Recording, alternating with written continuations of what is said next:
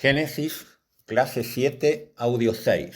Muy bien, vamos a continuar entonces con el libro de Génesis y vamos a ir ahora al capítulo 38. Estuvimos viendo allí el retorno ahí a Betel y luego a Belén de la familia de Jacob, la muerte de Raquel, el nacimiento de Benjamín.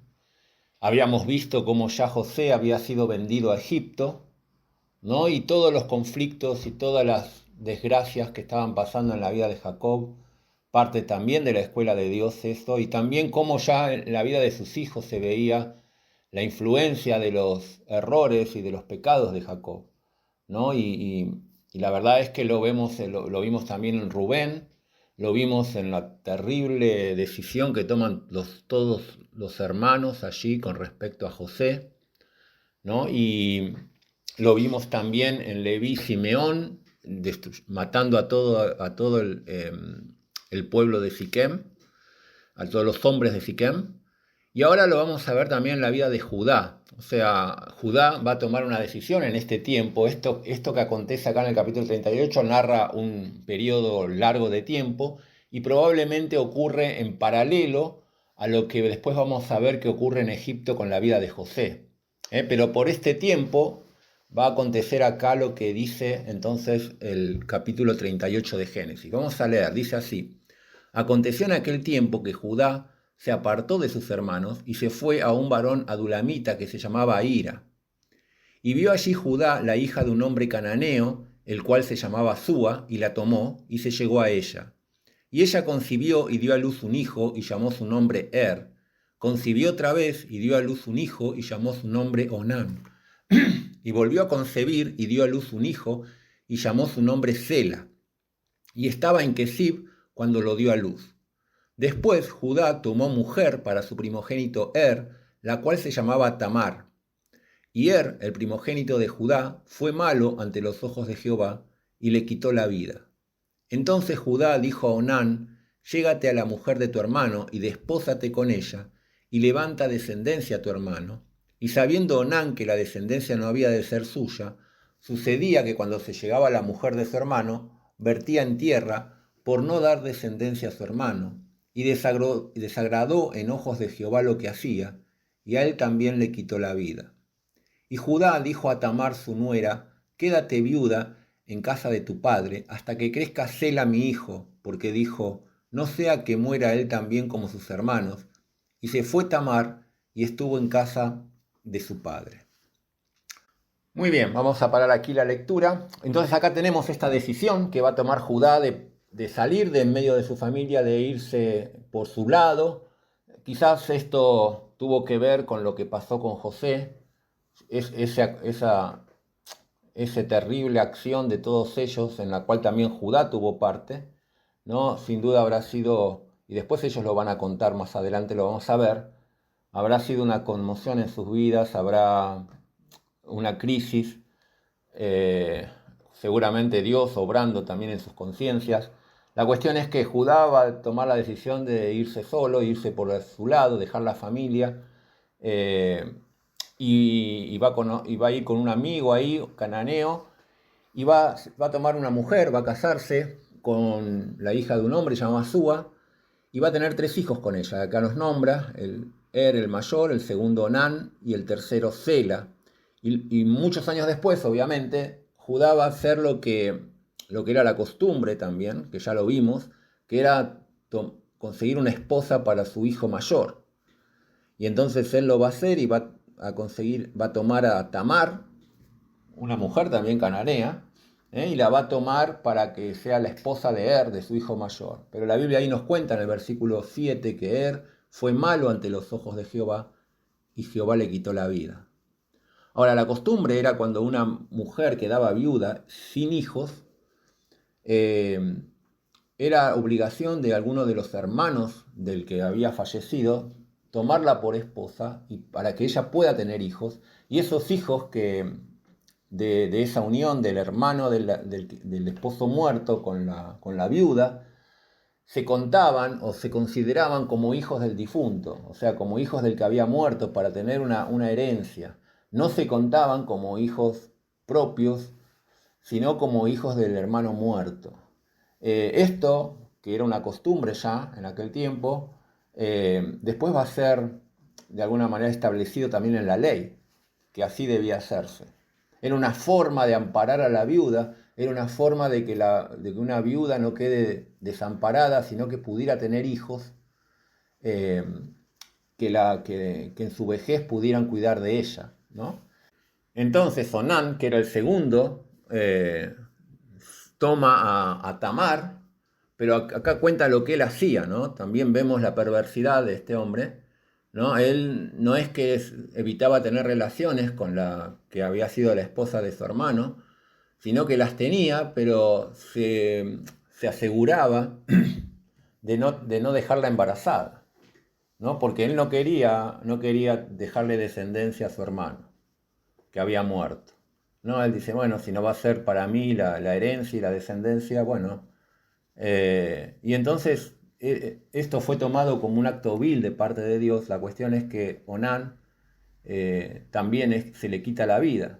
Y entonces ahí Judá, quizás con una cuestión supersticiosa, lo que correspondía era que, bueno, que Sela, el tercer hijo, ocupara ese lugar y fuera él entonces el que diera descendencia a su hermano al primogénito que había muerto. Pero Judá decide demorar, dice, bueno, quizás es una cuestión supersticiosa, él dice, no sea que se muera él también. La cuestión es que va a pedirle a Tamar que se quede en la casa de su padre hasta que Sela sea más grande, y eso es lo que va a hacer. Muy bien, entonces vamos a continuar leyendo versículo 12. Dice así, y pasaron muchos días, y murió la hija de Súa, mujer de Judá. Después Judá se consoló y subía a los trasquiladores de sus ovejas en Timat, él y su amigo Hira el adulamita. Y fue dado aviso a Tamar, diciendo, he aquí tu suegro sube a Timat a trasquilar sus ovejas. Entonces se quitó ella los vestidos de su viudez y se cubrió con un velo y se arrebozó y se puso la entrada de Enaim junto al camino de Timat, porque veía que había crecido Sela y que ella no era dada a él por mujer. Y la vio Judá y la tuvo por ramera, porque ella había cubierto su rostro, y se apartó del camino hacia ella y le dijo, déjame ahora llegarme a ti, pues no sabía que era su nuera. Y ella dijo, ¿qué me darás por llegarte a mí? Y él respondió, yo te enviaré del ganado un cabrito de las cabras. Y ella dijo, dame una prenda hasta que lo envíes. Y entonces Judá dijo, ¿qué prenda te daré? Y ella respondió, tu sello, tu cordón, tu báculo que tienes en tu mano. Y él se los dio y se llegó a ella, y ella concibió de él. Luego se levantó y se fue, y se quitó el velo de sobre sí, y se vistió de las ropas de su viudez. Y Judá envió el cabrito de las cabras por medio de su amigo el adulamita, para que recibiese la prenda de la mujer, pero no la halló. Y preguntó a los hombres del lugar, diciendo, ¿dónde está la ramera de Naim junto al camino? Y ellos respondieron, no ha estado aquí ramera alguna. Entonces él se volvió a Judá y dijo, no la he hallado. Y también los hombres del lugar dijeron, aquí no ha estado ramera. Y Judá dijo, tómeselo para sí, para que no seamos menospreciados. He aquí yo he enviado este cabrito y tú no lo hallaste. Muy bien, vamos a parar aquí la lectura. Y acá vamos a tener una situación, ¿no? Como la palabra de Dios nos pinta las cosas con total realismo, ¿no? Y va a mostrar también, ¿no? La situación decadente que ya venimos viendo y triste también en la vida de Judá. Él va a quedar viudo también. Y Tamar, al darse cuenta que pasaban los años y Sela ella no es dada a Sela para que pueda tener hijos, ella va a tramar este plan, ¿no? Va a tramar este plan. La verdad es que Tamar no tenía la libertad de decir, bueno, era una viuda joven, sin hijos, de ir y decir, bueno, casarse con otro hombre. Eso estaba bajo la total jurisdicción de Judá. O sea, era Judá el que tenía que darle a su hijo para que ella pudiera tener hijos. Si ella, como vemos que va a pasar, si ella hubiera elegido otro hombre, era considerada una adúltera. Entonces las costumbres eran así de estrictas y ella no tenía otra esperanza para su futuro que Judá se dignase a darle, a desposarla con su tercer hijo Sela. Entonces, como eso no estaba pasando, ella va a tramar este plan, ¿no? Se va a disfrazar como una ramera, se va a poner junto al camino. Quizás Tamar conocía las costumbres de Judá y sabía que si ella hacía eso era probable que Judá se acercara, ¿no? a contratar sus servicios. La cuestión es que efectivamente es lo que Judá va a hacer. Él se va a acercar, van a establecer un precio ahí, un cabrito, como no lo tenía con él, ella le va a pedir una prenda, una garantía de que efectivamente después le iba a pagar, y esa prenda ella elige que sea el sello, el cordón y el báculo, ¿no? Todos elementos muy personales de Judá, con los cuales ella después iba a poder certificar quién había sido el hombre con quien ella se había acostado, ¿no?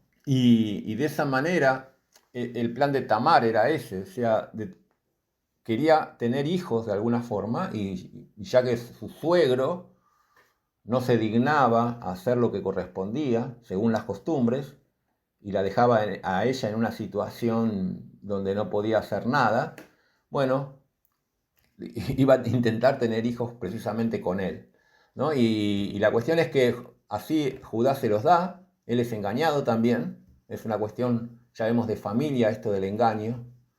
Y recuerden, Judá también engañó a su padre con todos sus hermanos con respecto a José. Y vemos, ¿no? Esta cadena, ¿no? La cadena del pecado que no se corta, ¿no? Que no se corta y cómo pasa de generación en generación. Pero en medio de todos estos capítulos que uno dice, bueno, pero la verdad es que ¿qué podemos sacar de todo esto? Todo mal. Bueno, pero el punto luminoso en todo esto es la gran misericordia y el plan de Dios, y como lo vamos a ver también en este capítulo. Muy bien, entonces ahí están, le deja la prenda, él se los da, ellas tienen relaciones, ella se asegura de que no la reconozca, no sabemos cómo, quizás alcohol, quizás a la oscuridad, ella no se quita el velo, la cuestión es que no la reconoce, él se levanta, se va, y cuando después quiere ir a pagar, ella ya no está, y entonces ahí él pierde esos elementos personales, ¿no? Y bueno, y vamos a ver el desenlace de nuestra historia. Dice el versículo 24, y sucedió que al cabo de unos 3 meses fue dado aviso a Judá diciendo, Tamar, tu nuera ha fornicado, y ciertamente está encinta a causa de las fornicaciones. Y dijo Judá, sacadla y que sea quemada. Pero ella, cuando la sacaban, envió a decir a su suegro, del varón cuyas son estas cosas estoy encinta. También dijo, mira ahora de quién son estas cosas, el sello, el cordón y el báculo. Entonces Judá lo reconoció y dijo, más justa es ella que yo, por cuanto no le he dado a Sela mi hijo, y nunca más la conoció. Y aconteció que al tiempo de dar a luz, he aquí había gemelos en su seno, y sucedió que cuando daba a luz, que sacó la mano el uno, y la partera tomó y ató a su mano un hilo de grana, diciendo, este salió primero. Pero volviendo él a meter la mano, he aquí salió su hermano, y ella dijo, ¿qué brecha te has abierto? Y llamó su nombre Fares, y después salió su hermano, el que tenía en su mano el hilo de grana, y llamó su nombre Sara.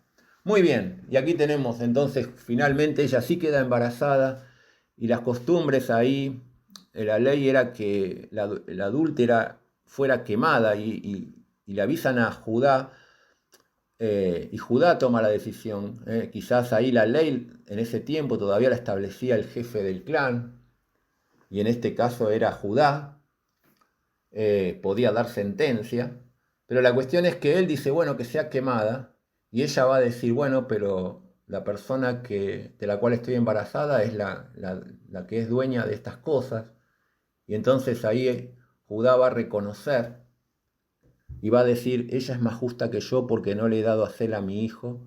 Bueno, entonces obviamente no fue quemada y tampoco ya era necesario que Sela se case con ella porque ya estaba embarazada, pero él nunca más la conoció, dice, nunca más tuvo contacto, relaciones con Tamar.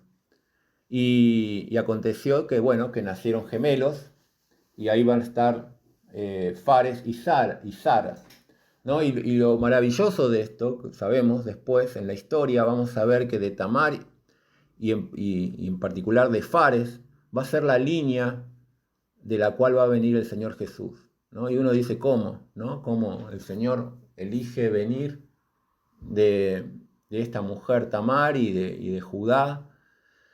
Pero bueno, es el plan de gracia de Dios. No fueron elegidos por sus méritos,